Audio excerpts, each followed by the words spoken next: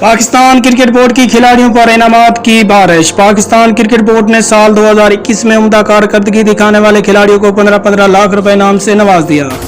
PCB की जानिब से T20 वर्ल्ड कप 2021 और टेस्ट फॉर्मेट में शानदार कारकर्दगी दिखाने वाले खिलाड़ियों के साथ में तकरीब का इनेकाद किया गया। कज़ाफी स्टेडियम में होने वाली इस तकरीब में चेयरमैन पीसीबी रमीज राजा ने कप्तान बाबर आजम समेत कैलेंडर ईयर के टॉप परफॉर्मर्स को इनाम से नवाजा।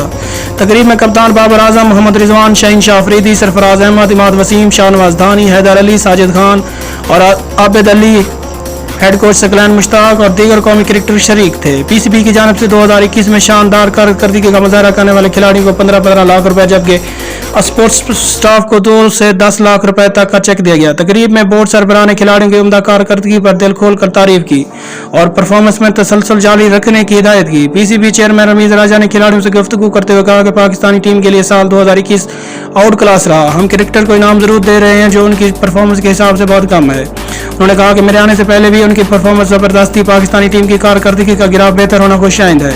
यकीन है कि परफॉर्मेंस में बेहतरी का सिलसिला आइंदा भी जारी रहेगा।